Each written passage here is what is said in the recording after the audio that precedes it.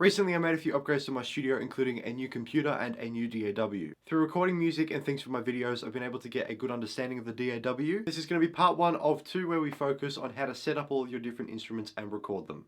We're going to be using the Presonous Studio 16 DAW to build essentially something like what I've got here. I'm going to show you how to add tracks, record your different instruments. We'll look at editing, mixing, even adding effects to all of our tracks. Hopefully by the end of this video you will understand enough to be able to build something like this. What we're going to do is create a new project, and I'm going to take you through a 5-step process to build a small song just with some acoustic guitar, electric guitar, bass, and then maybe some drums. Before we go into an in-depth look at all the different steps and all the different things that I do, I want to first just do a really quick and brief summary of the video. I'll cover all the really basic information that you need to know to get started, and then you can use this to figure out the DAW by yourself. All I'm going to do is point you in the right direction. Step 1 is make a new project. Just click the plus button up there and then title whatever project you want. Because I want to build a song from scratch, the rest of these templates are useless. I just want to use my record and mix template. Click OK and it will bring you to this page. This is our workstation. The second and most important step in all of this is to select your recording and playback device. To do this, you go up to the top menu here, select Song, and then Song Setup. We need to go to the Audio I/O Setup page. Here we can see it shows no audio device has been selected. That's because we haven't chosen what we want to use to record. Bottom left, click Preferences, and then you've got your playback device here, which is your output device, and then your recording or input device. For now, I'll go with my audio interface, but I could also select things like my amplifier there, the Boss Katana. For some reason, as I was working from my Lenovo laptop that of course ran Windows, I didn't have access to this setting, and it wasn't until my Mac that I actually had access to all of this. So if you don't have it, it could be because of the computer that you were using, or maybe I'm just an idiot who doesn't know how to do things properly. This is my audio interface. We've got one microphone and then 1/4 inch instrument input. What we need to do is, because they are both mono inputs, we need to select 2 of them here. Bring both of those in and make sure that we've got these 2 selected. We've got mono 1, input 1 selected, and that can be for my microphone. Then my instrument input should be on mono 2, input 2. Step 3 is going to be adding a track. All we need to do is click T on our keyboard, or we can come up here to this plus button, click that. We can select mono or stereo track here. We'll stick with the mono one for now. Click OK. That creates our new track. Because of step 2, I can select my mic or instrument input as my recording, which enables the record button. We can click this on our track, and that prepares track number 1 to be recorded. Step 4 is we go down to the bottom and click this little circle there, or the asterisk on your number pad, and that will start recording whatever it is that you've got plugged in. For example, here is me recording with my Shure SM57 microphone. Step number 5, the final step, is going to be editing all of your different tracks. And your final step is you can do editing and mixing from these tabs here, and you've got your editing tools on top to help you with this. Now that that's over, we can go into a more in-depth look at the 5 steps that we just focused on. Make the project, select your playback and recording device, plus make the inputs for the recording device. Then we prepare everything to be recorded, actually record all the different instruments, and then we finally mix and edit everything. Now we can go back and revisit those 5 steps again, but this time in a more in-depth look. So step 1, make the project. What we've got here is the open page. You can see up the top I've got Studio One Artist. The artist version of the DAW gives me access to effects like delay, distortion, and reverb. With Studio One Prime, which is the next step up, we can get all of that plus some extra external instruments and instrument samples. I didn't need that stuff, so I kept with the Studio One Artist, which was a little bit cheaper. Here's our open page. The most notable thing is this is all of my recent projects, everything that I've been working on. To make a new project, all we need to do is press the plus button up top, or Command N on our keyboard, which brings up this page. These are different templates. Go through those if you like, but because I don't use any of the other ones and we want to be doing everything from scratch, we'll just use the record and mix template. We can rename our project. Under there we can select where we want to save everything, and then we can drop in any files. So if we've got any effects pedals or digital amplifiers or maybe pre-recorded tracks, we can select all of those and put them in here. Click OK, and that brings us to our main workspace. On the right I can go to my effects tab over here, and this has a big list of everything that I can use. We've got, this is distortion, we got delay, reverb, compressors, there's EQs and tuners, a whole bunch of different tools that we can use. So you get all of that plus some extra stuff in the instruments, which I don't have access to because I've only got Studio One Artist. But with Prime you'll get a bunch of different stuff in here which I don't need, so I don't use it. We will be adding some effects to a few tracks later on, but for now we can just get rid of this page by clicking Browse in the bottom right. Let's look at all the different things that are on the page that are important. Up the top we've got all of our editing tools, which we'll look at once we get to that stage. But down the bottom we've got our mixing tab. This would be our mixing desk where we've got access to volume, muting, soloing, recording. We can also pan these left and right and insert all of our different effects there as well. Next to this, we've got our edit tab, which is just a closer look at whatever we've recorded in here. Just allows us to get more precise with our edits. We'll look at that in step number 5, but we can move over here to our tempo. We've got a time signature for the metronome. We've got a loop, record, play, stop. This actually returns our cursor back to the beginning of the project. And the last notable thing is our beat and bar count here. If you hover the mouse on top of all of these, you'll see your keyboard shortcut. The important ones for recording is the full stop on your number pad is return back to the beginning. After we do step number 3, we can use our asterisk button to record, spacebar to stop, and then Command Z to undo, Command Y to redo. Now we can move on to the second and most important step. We need to select our recording and playback device, plus set up our inputs. The setting that we're looking for is Audio I/O setup. I/O meaning input versus output settings. There's 3 ways that we can access this. The first is with the top menu. We select song, go down to the bottom, we've got song setup. That brings us to this page. We just need to switch over to the Audio I/O setup there. Our keyboard shortcut is Command and then full stop. And the final way that we can access this is from any tracks that we've inputted. We have a drop down menu here, none, Audio I/O setup right there.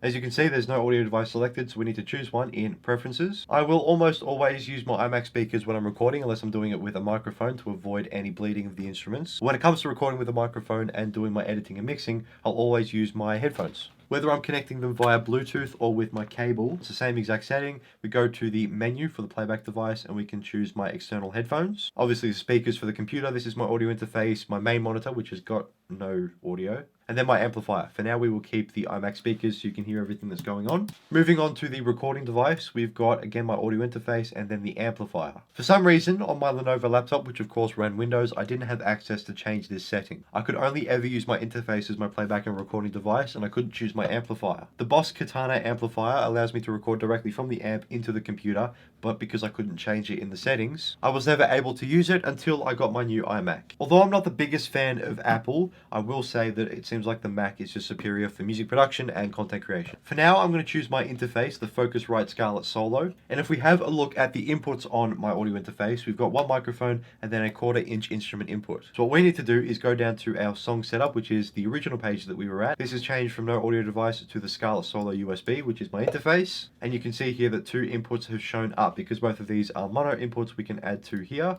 And so that this all makes a little bit more sense, I can title these. And now we can see that input 1, mono 1 is for my microphone, and input 2, mono 2 is for my instruments. I may as well also show you what it looks like from my amplifier. As you can see, we've got double the amount of inputs. We've got 4 where the interface has only got 2. To keep it simple, the Katana can record 2 different signals. So one is the wet signal and then the dry signal. Basically just means the tones with all the effects, the distortion, the reverb, versus the dry sounds from the amplifier.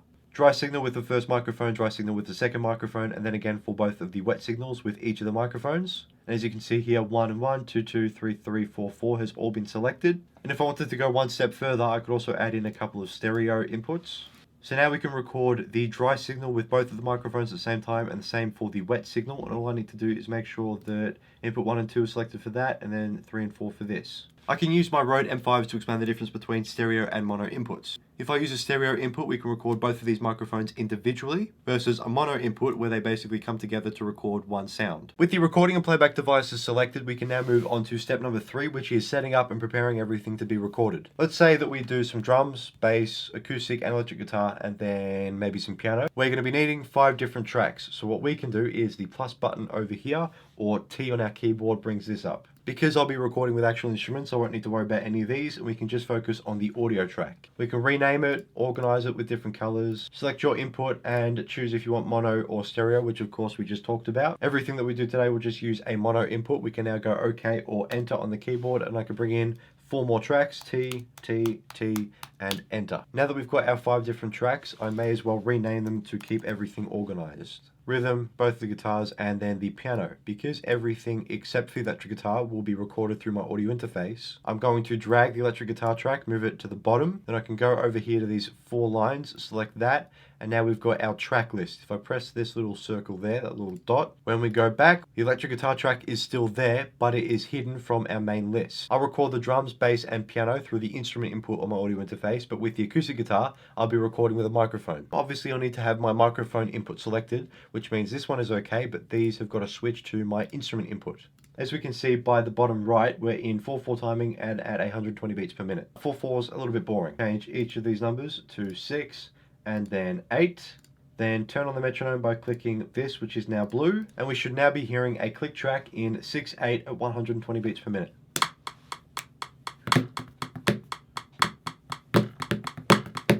We've got our settings here where we can choose what the click track sounds like. Right now I've just got it as a click track, but we can have a tambourine, we can have a metronome, marimba, cowbell if you'd like. I can also choose to increase the volume of the accent, so 1, 2, 3, 4, 5, 6, 1, 2, 3. You can also do the same for the main beat, so 1, 2, 3, 4, 5, 6, or the offbeat, so 1, 2, 3, 4, 5, 6. If I go to the circle here next to the settings for the metronome, we have got a pre-roll or the pre-count, which would give you a bar to set up and then, or get ready to record, and then it would start recording on the second bar. So if I start everything, 3, 4, 5, 6, go, 2, 3, 4, 5, 6. 120 might be a bit quick, so I'll drop it down to 100.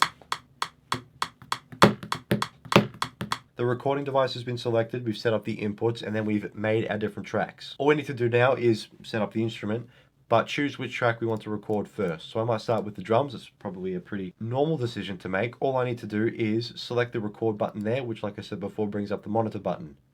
Next to this, you've got solo, which mutes everything else, and then just mute that one track. This is only enabled because of everything we did in step number 2, and we should now be ready to start recording. All I need to do is actually set up the instrument.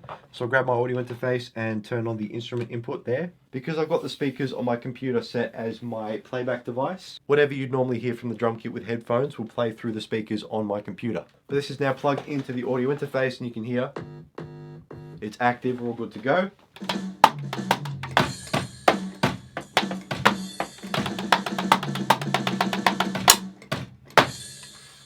Obviously this video is focused more on the DAW, but I will be doing one focused on recording all the different instruments through the interface and my amplifier. Basically everything that I do now in step number 4, I'm going to cover as its own little video, so check that out if you're interested. Like I said in the intro, the full stop on my number pad brings everything back to the beginning of the project. The asterisk starts recording. 1, 2, 3, 4, 5, 6. 1, 2, 3, 4, 5, 6.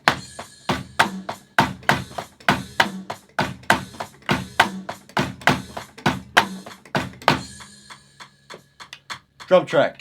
So that was obviously all completely planned, and because that was planned, I obviously have an idea of what I'm doing for the, like I know what key we're in, I know what the chords that I'm using are. So rhythm section, let's do the bass guitar. So here we can see our drum track. We've got a little count in, 4, 5, 6.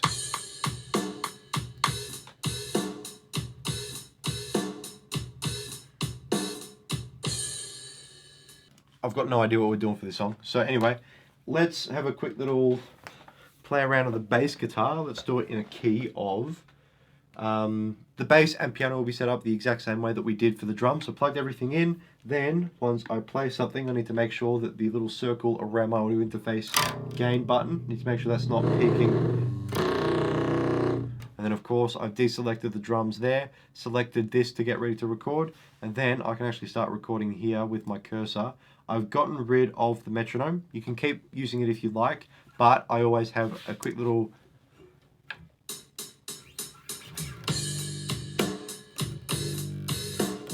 I always have that little count in, and then we can get rid of it or keep it if we want it for the song, but we can get rid of that with some editing later. For now, I'll just record whatever I just did there. So we're in the key of G. I think I just did try it.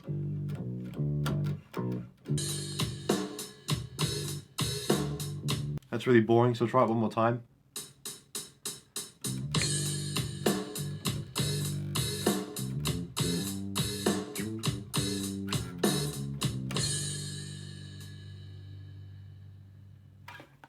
That's cooler, I'm happy with that. If I hover my mouse over the top of the timeline and then use my scroll wheel to zoom in, we can see how awful my timing is.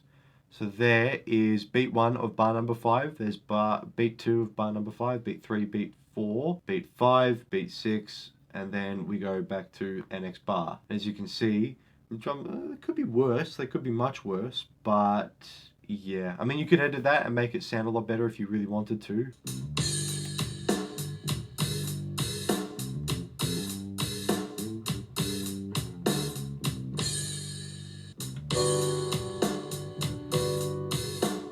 And there's our piano track. Now we've got to work on the acoustic guitar. So I'm going to need my microphone. All I'm going to do is use my SM57. Most professionals use a microphone arm or a stand.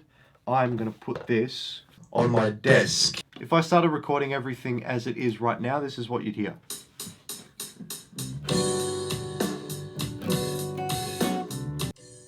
We can hear the rest of the song. Now that could be a cool effect if you wanted to do something like that, but I don't. So what I'm going to do is switch to my headphones. Could use Bluetooth. I usually just use my cable. That way there's no latency or connection issues. So all I'm going to need to do is plug it into my computer. But all you need to do is go back to your song setup. So it's got my external headphones as my playback device. I just need to reselect my interface. Go back here, bring those back in, and everything should be good to go. Just double check. Check. All we're missing now is the electric guitar. We're going to use my Ibanez.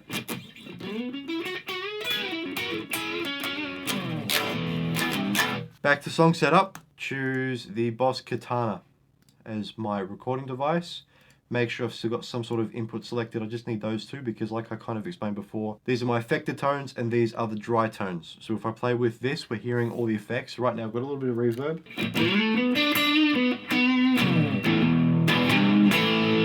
You're hearing all that reverb, that distortion. That will be recorded, but if it's through these, we will only hear the dry signal of the Katana. So no affected tones. So I can just keep it as it is, go OK, and then bring back in electric guitar. So now the Katana is selected as my recording device. I can have either of those, doesn't really matter. And then I click this. Hopefully now everything